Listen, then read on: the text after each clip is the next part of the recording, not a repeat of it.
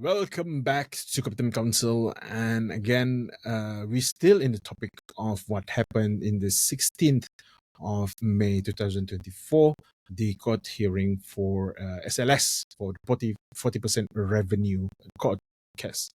Adi, we talk about what happened during the few hours that it happened in the 16th. Now, shall we talk about the second wave of this event? How do we gonna start, Adi? Definitely. I mean, well, the obvious thing to look forward to is the decision on the 24th of May, this Friday, as you are hearing this episode. So what I expect, right? Because when I was at the courthouse that day, I was thinking, brace yourself for an anticlimactic outcome, right? So I think I'm going to apply the same logic here, because this is, despite the efforts made by Sabah Law Society, and I think they've done a wonderful job in fighting for Sabah's case. That Roger Chin and his team was very pivotal, and they definitely did their homework. In the engagements that I've seen, they definitely know what they are talking about. Now, it's not a matter of skill now to argue for this. It is a matter of what is happening behind the scenes, things that we do not know of. Because this is a case, let's remember, it is a case against the federal government of Malaysia. And we have always historically seen that the federal government has always been very hesitant or sometimes even outright dismissive of what happens when Sabahans or Sarawakians try to push or assert themselves for what is outright was in the constitution. They seem to delay. They make all these delays, these promises that later or something strange will happen. Now, why I would say this as well, the conditions that are in place right now is very highly suspect, because we have known for the longest time that the Malaysian judiciary hasn't been that much been able to act independently or in a manner that is very in a way that is not bound by any political strings. Because I think since Tun M's first time as prime minister, he has neutered the judiciary to work in his favor. Back in, I think it was the 90s or in the 80s, and that has continued even today. There has not been many attempts to strengthen legal institutions to act independently. So it's usually whoever is in charge, whoever's the prime minister, then usually the judiciary would kind of follow suit to the decisions of the the judiciary will follow whoever's the prime minister or the government of the day. And you can see proof of this, like if we've covered it many times in Kopitiam Council, when you saw all kinds of politicians getting off scot-free the moment they jumped over to the government side, all court cases suddenly dropped, or when you're in the opposition, suddenly court cases opening up for you. So it's, I mean, I'm not saying that there's a conspiracy here, but the elements are at play. So I think there is some kind of backdoor behind the scenes happening when it comes to looking towards the immediate math, which is the decision that's going to be made on the 24th. But if, like, obviously Parliament is going to be hopeful that SLS will be able to pursue it. Now, if they are able to pursue it, they're going to going to take a while. Actually, I think it's going to take an even longer time for them to decide when they can actually hear this push up to argue in the courts. I think they will have to be involved to the federal court, I believe, if they get the permission to pursue. But that would probably take another 2-3 years for them to actually enter the courtrooms and begin legal proceedings on those grounds. Coincidentally, just in time for maybe the next general election. So, what about you, Haffiz? That's why the next, if Hajiji is still the next chief minister after the next state election, we will still talking about this, because there's two possibility, right? Like yes or no on the 24th. So if the leave is granted, and we will, this is just like one tiny step into opening a door into a Pandora box, if you will, into something that we have no idea. We kept in the dark for so many years, so that we will know a little bit by then. But if it's a no, Adi, maybe, of course, I don't know the real pathway of appealing. Maybe there's another level for it, but it would tarnish a little bit on, like you said, the court's image that already has its own reputation. But on top of that, also, that I want to highlight here is that how are we gonna have a confidence to our especially Sabahan, not just state government, but also to federal government, that it's some sort of like allowing this to happen. Like, put aside the technicality. Anwar can preach on technicality of the federal government doing everything that they can, or all those rhetoric. But the fact that if it's fail on this 24, it's gonna have a huge impact on the next state, at least that election. The oppositions will start using this as a bullets to attack the GRS government. That's one thing. But secondly, because this is such a huge deal now, every level of society can talk about it, and it will not be a good what's so-called collateral damage for the Sabah state, because no one can have a very solid, consistent narrative from there on. Sabah State Government already messed it up with, I think, not so coherent narrative with the Sabah AG, Chief Minister, and so-called Sabah representative Tengku Fuad. So many questions, like we mentioned just now. So many questions arises, and this also will impact federal government. I don't know how much it will impact. I think 0% to Sarawakian, but I don't know how much it will impact to the peninsula, because of course the opposition in PN also will use this as a leverage if they're clever enough to do it. Otherwise, they cannot penetrate Sabah or Sarawak in that sense.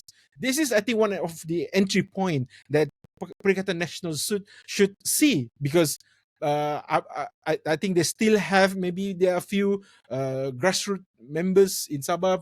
I mean, Bersatu. I'm speaking of Bersatu. So this is something that an opportunity for Perikatan Nasional not to miss as well, and then ride on this. Otherwise, it's already a very weak coalition here in Sabah. A single poke could destroy the house of cards. So it's very important that we see this, the development of this. Sabahans also need to follow through this. Otherwise, like I said, I mentioned again, they just keep condescendingly make a remark like busybody, aspirational. It was infuriating for someone like him of his caliber to mention the word aspirational. No one from I think Tun Fuad Stephen time until now, no Sabahan leader or anyone in the right mind, even an influencer like I don't want to say names, whoever that posted things on YouTube that ever talk about MS63, make a remark such as aspirational. This is a new low for our discussion of MS63. It was degraded from wilayah, and then now it's aspirational. This is what we actually want, a term of wilayah, and then there will be aspirational. Okay, we're just gonna give you, I think last time Anwar agreed to give us, I think 300 million, if I'm not mistaken. You might want to correct me on that number.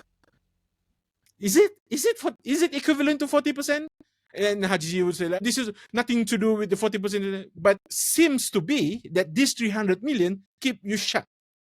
Like you may say that, oh, it has nothing to do, but the fact that no review, no person, in fact, and you're doing against what SLS is pursuing, tells us everything.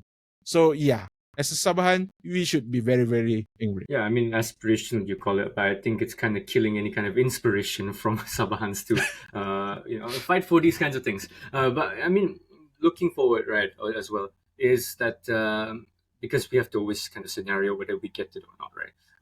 But moving forward, let's say in like you already covered, in the event that it doesn't get through, it kind of deflates the confidence of the people of Sabah to be able to for our political leaders to articulate what is going on. Because I think we all kind of want to follow the Sarawakian model here, which Sarawak, they don't really rely on MA63. They don't really say much about MA63. All they do is they know that, okay, these are the challenges in Sarawak.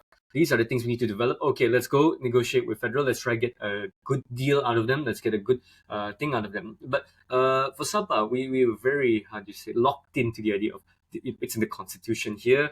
We have to respect everything. But what about beyond the constitution? constitution as well. What about beyond MA 63? That gives us, I think that affords us more flexibility in terms of addressing a very pressing issues or issues that are not covered under the constitution. Now, why do I say this is because the constitution gets amended on average once a year.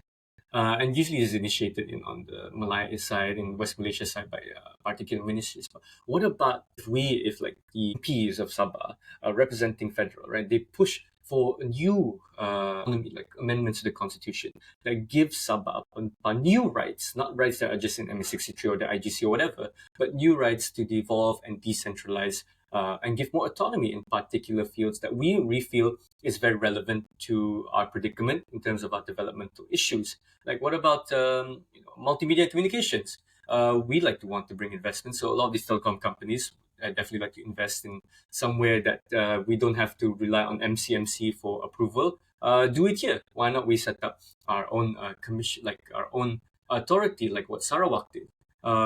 These are other things that we can look towards as we fight at the same time for it. I'm not discounting what is the in MA63, like the 40% and all that. I think we should do that concurrently. But there are also avenues to unhinge a bit, decouple a bit of the federal government's power here, because I think that is what Sarawak did. They decoupled some powers away from the federal government and gave it over to the Sarawak State Government, and they built up momentum over time. So I think if the state government, the Sabah State Government, is quite bold enough, they could do that. So they could pursue that as an option and even tag team with Sarawak to learn how Sarawak does it, and even join up the delegations in Sarawak in fighting for these things. Now, you have recently appointed TYT Wan Junaidi, who was at one point the law minister, federal law minister under the Prime Minister's department. Then you also have a deputy prime minister as a Sarawakian deputy prime minister, who's also handling the Sabah and Sarawakian affairs. So this is a best way to cooperate, and if we do it right, then I think it would energize even more efforts, and it would how do you say, the sum is higher than bigger, the efforts and the rewards, I think would be bigger than the sum of its parts. So that is one thing that avenue in terms of getting some inspiration for moving forward. But I think, because you mentioned how Perikatan Nasional would capitalize on this, right? But I think I have a feeling as well there are some, because I'm not saying that this is a very definitive narrative or idea, but sometimes we do hear some people from West Malaysia who says, apalagi Sabah nak, what do they want already? You already given them so much. What else do they want? Kenapa only 40%? So it's I think in some quarters, right, if the federal government is able to blunt the Sabah Law Society's momentum, I think in some quarters in West Malaysia, they would see this as a victory of sorts. Like, okay, the federal government is quite good at handling all these rowdy and noisy Sabahans, always asking for this and that, despite, all that still looking down on us. I think some quarters would be very happy to see the federal government put us in our place somehow. But, some places which are very strong nationalist sentiment, right, like Johor, Kelantan, Terengganu, right, which are always very definitive in their identities, right. I think they would try to, how do you say, piggyback on this as well. Say, hey, look, because they also argue with the federal government as well. They also have the similar situation as us. So I think they would also get some ideas as well from there. Yeah, talking about other things that I think Sabah State Government should do is that moving forward, like I totally agree with you. Like this is not a zero-sum game. Like legislative only pathway that we should pursue on. Like there are other things as well. So other things as well in terms of executive as well. Like Sabah government needs to start to be more so-called systematic in terms of collecting data of our income and revenue, our expenditure. So when it comes to the formulation on how we want to, to calculate the 40%, it's gonna be the data. Everything is already in place into its different compartment and whatever have you. There's no including transparency here. When it comes to discussion later on, to involve the public, it's gonna be very easy. So everyone's already know what's everything is in place. I think this is Masidi should look into this to to make a systematic change on how, because one of the reason why we cannot actually determine how to calculate the 40% is that even the data is not available. Whether it's available or doesn't have access to, I've no concrete proof on this, but it could be either way, right? So one thing to be on the safe side, use a very systematic system on how to calculate and everything from our revenue. Some people say that we should take at source, so the money doesn't go to federal government first and then go to state government. It's just state government gonna take it directly at the source, so to minimize bureaucracy, if you will. So this is one thing that can be done by state government to facilitate the future reconciliation of this MA63. Next one, I think what Sabah, or not just Sabah State Government, but I think as a whole, Sabah, and especially the civil society like SLS and others also, NGOs, like not just Law Society, it could be any society that reside in Sabah, is to create international engagement. Because one thing that common thing that we can see from those who are seeking a referendum, whether in Catalonia or in Scotland, is that it's news for the world. When it happens, the news broke up, there's a referendum in Scotland, they're going to vote tomorrow. The whole world going to talk. Scotland has, I think, less than 5 million population. But the fact that the whole world talk about it means that their civil society doing a great job marketing it, and then explaining why Scotland is such a state, and then why England doing this and what that. We understand a little bit, even though we are not Scottish, and it's like thousands of miles away from here. So I think we need to do the same thing to the Western world, that hey, there's a British legacy here, Sabah and Sarawak, if you still remember us. Now we are in a bit of an issue here. So would you like to hear our problems, something like that? So I think involvement, international engagement is, I think, a way forward as well. Not just raise awareness.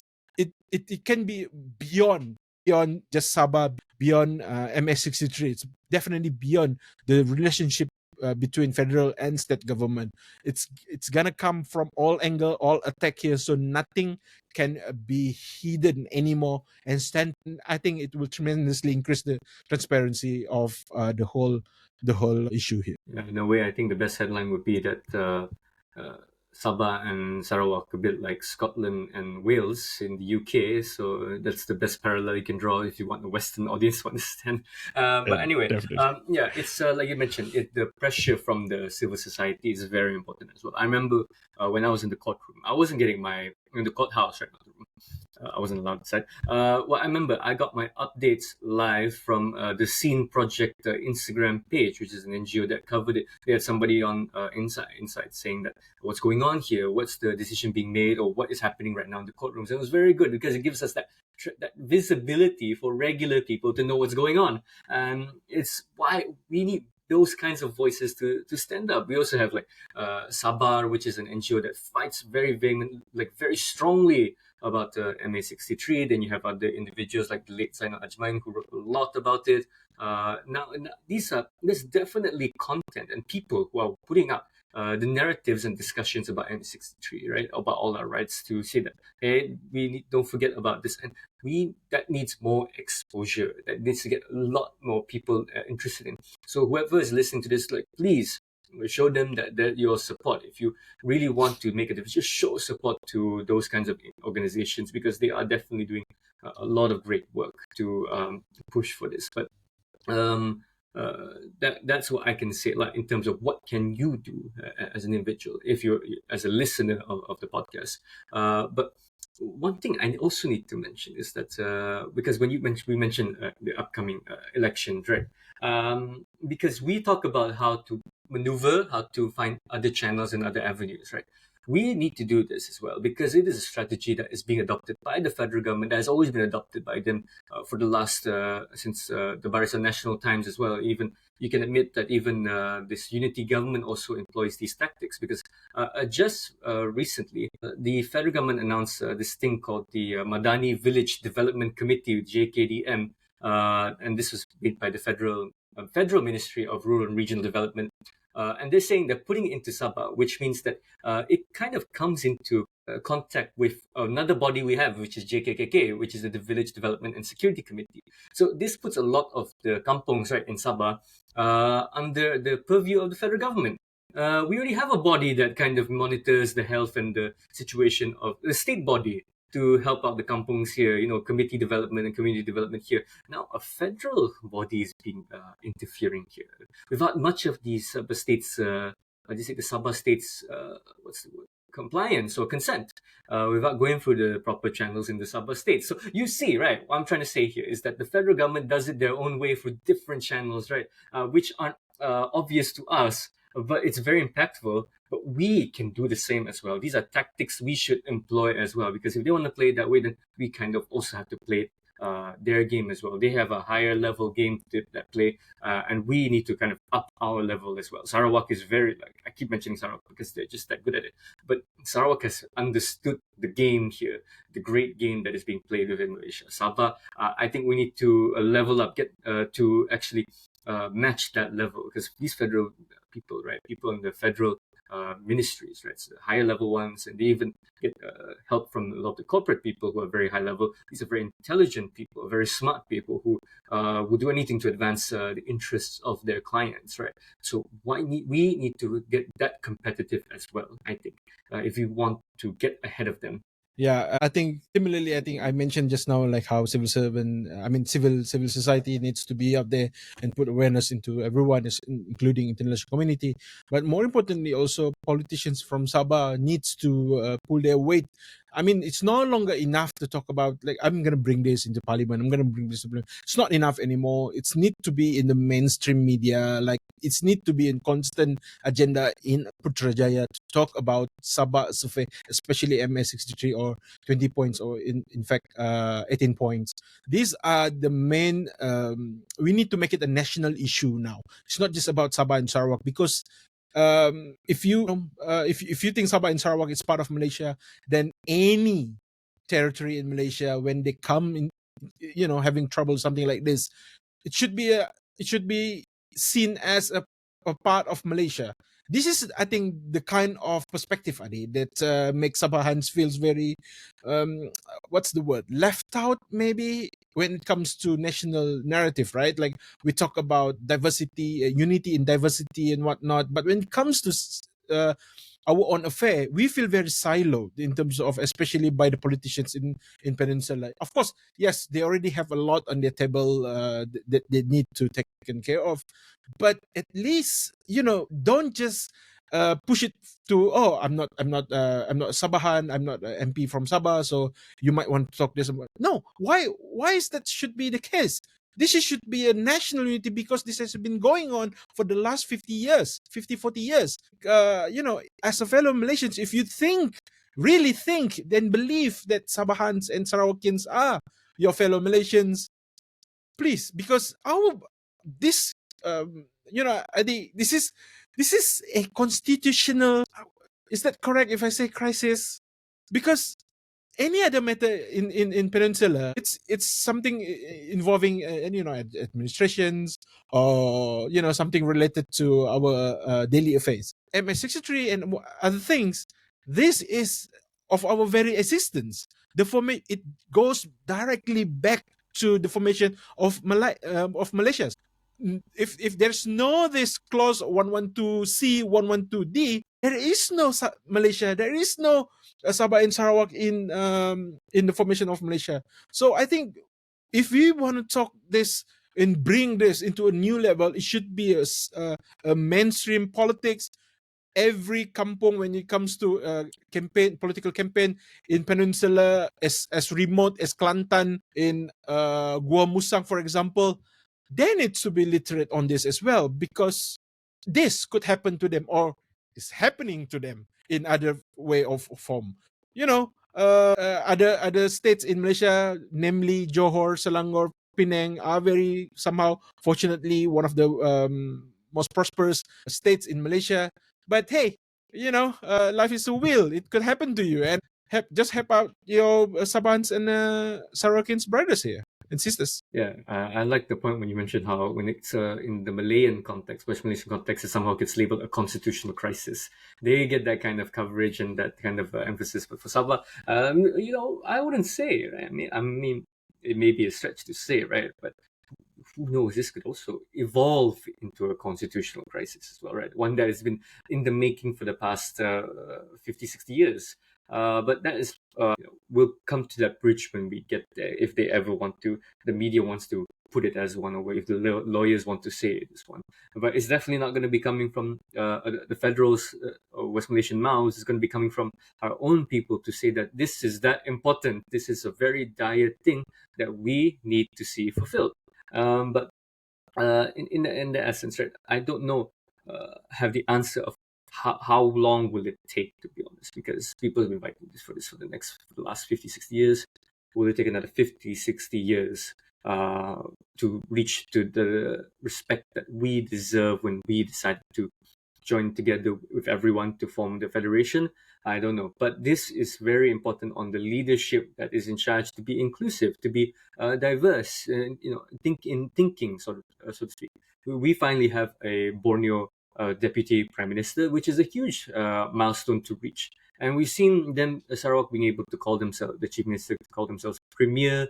That is a huge milestone to be able to break for Sarawak, and it kind of highlights that there needs to be an importance of diversity and unity in that respect. I think the Deputy Prime Minister Zaid Hamidi just said in a statement that Sarawak is the most stable state right now. And it took them a long time to get there, actually. It took them quite a while to get to that level of stability and unity. When, in a way, it's ironic because back 10, 20 years ago, you could say that the peninsula was stable when BN held two-thirds majority on their own. UMNO held two-thirds majority on their own. Now it's one of the more fragmented regions in Malaysia, more or less similar to Sabah, but I think Sarawak is the role model now in terms of holding everyone together in a coalition. So these are many lessons that we can take from our so-called partners in crime from the GPS government. But on that note, what I would like to say is that this issue, right?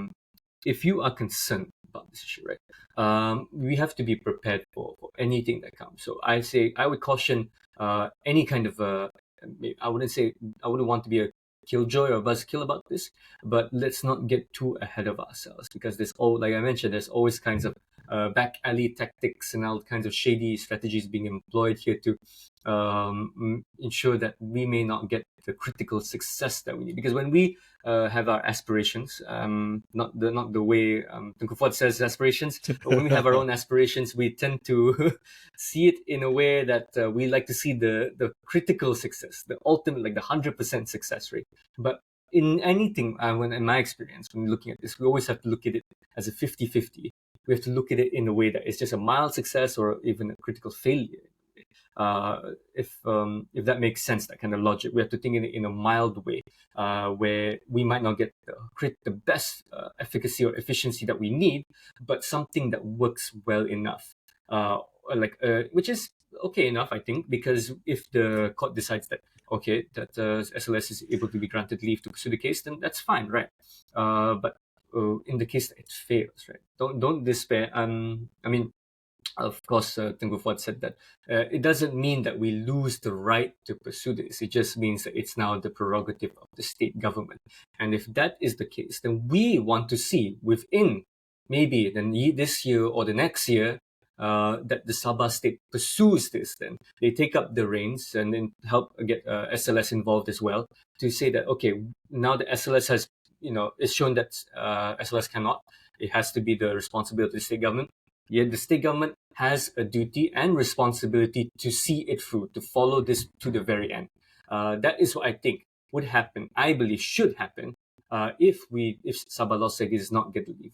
I think there's no need to despair if we don't, but it means that we just have to put our faith now in the state government wholly, in a way. And I would like it's a bit dangerous to say put your faith absolutely in the government on this matter. The civil society should be involving themselves then, if that's the case. They should be more involved, and I think the state government should be more accommodating to these organizations that have worked very hard.